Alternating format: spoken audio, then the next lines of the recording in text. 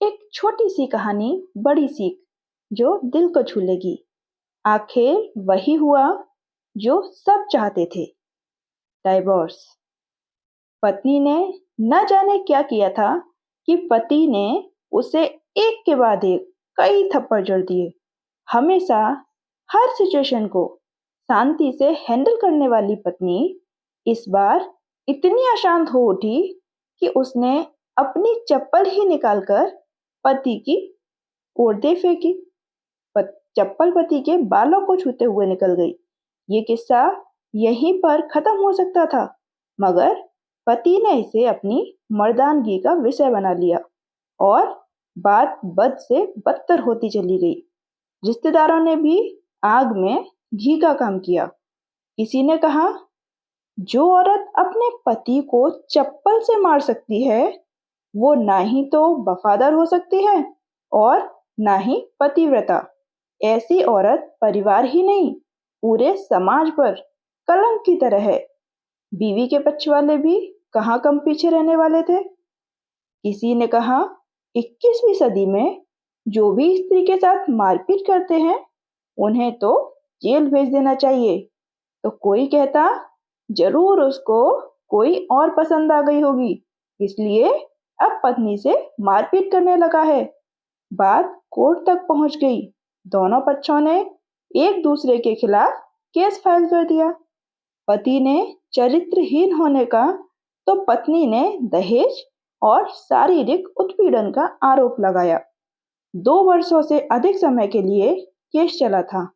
इन 2 वर्षों के दौरान दोनों पति पत्नी अलग अलग रहे थे।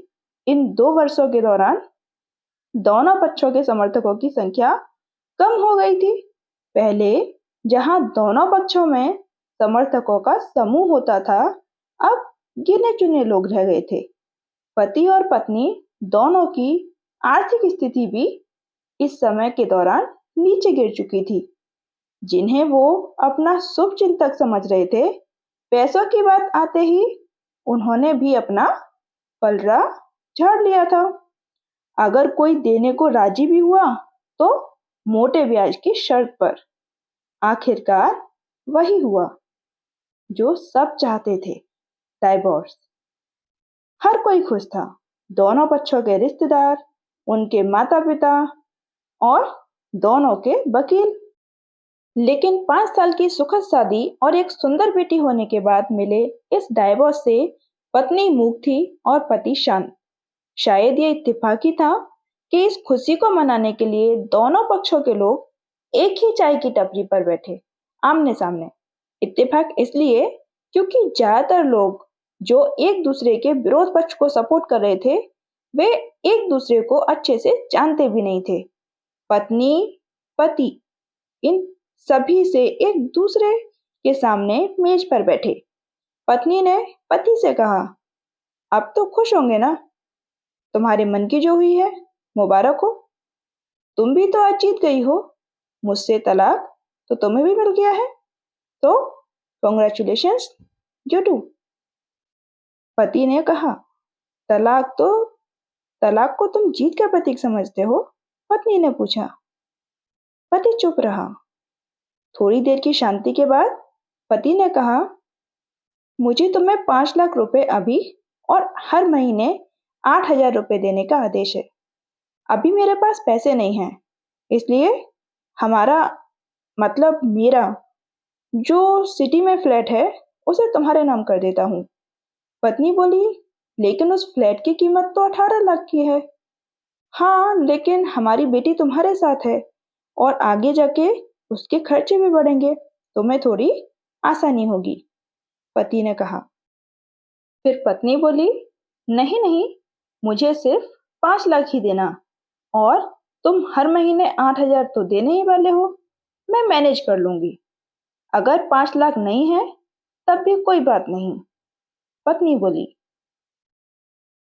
दोनों फिर से शांत हो गए। अब पति सोचने लगा, कितनी भोली और समझदार है ये औरत, जो कुछ समय पहले मेरी पत्नी थी और अब अनजान।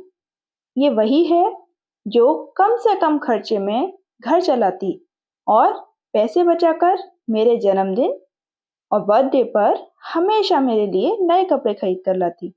कभी बीमार भी हो जाती तो पैसे बचाने के लिए मुझे मालूम न होने देती और घरेलू नुस्खों से ही अपना इलाज कर लेती। मगर घर में कोई और बीमार होता तो तुरंत डॉक्टर के पास लेकर जाती। मेरी ही मति मारी गई थी। मैं ही अपनी झूठी मर्दानगी के चक्कर में इतनी बड़ी गलती कर बैठा। इधर पत्नी के मन में भी उथल पुथल चल रही थी। अभी भी वैसा का वैसा ही है। पहले भी खुद से ज्यादा हमारे बारे में सोचता था और अब भी वही कर रहा है। ये वही आदमी है जो मुझे एक्सीडेंट से बचाने के चक्कर में खुद मोटरसाइकिल के आगे कूद पड़ा था और अपनी उंगली तुड़वा बैठा था। पता नहीं कौन सी मनहूस घड़ी में मैं झगड़ा कर बैठी। पति ने मौन तोड़ते हुए पूछा, अब तुम्हारे कमर का दर्द कैसा है? ज्यादा तकलीफ तो नहीं होती? पत्नी ने कहा।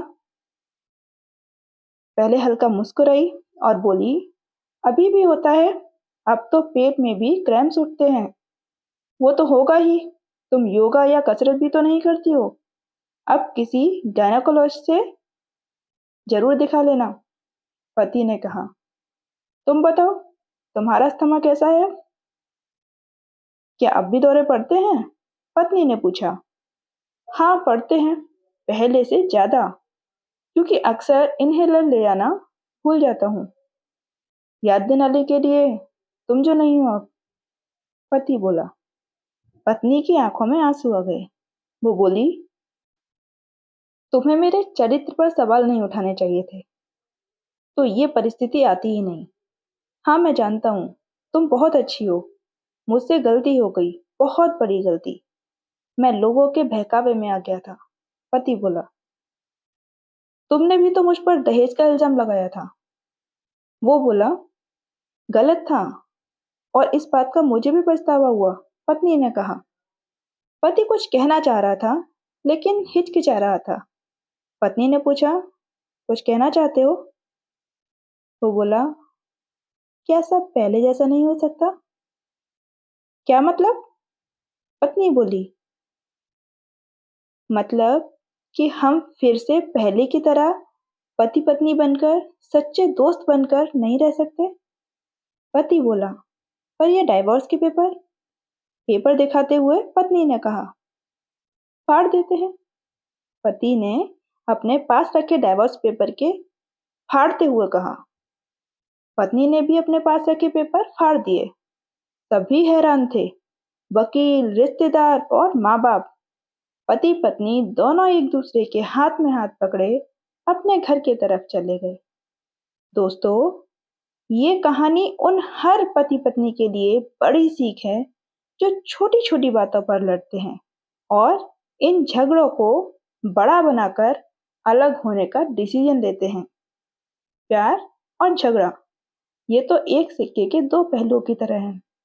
दोनों को स्वीकार करना होगा, तभी ये पवित्र रिश्ता उसकी मंजिल तक पहुंच पाएगा। अगर कहानी अच्छी लगे तो लाइक और शेयर कीजिएगा और चैनल को सब्सक्राइब भी कीजिएगा। Thank you.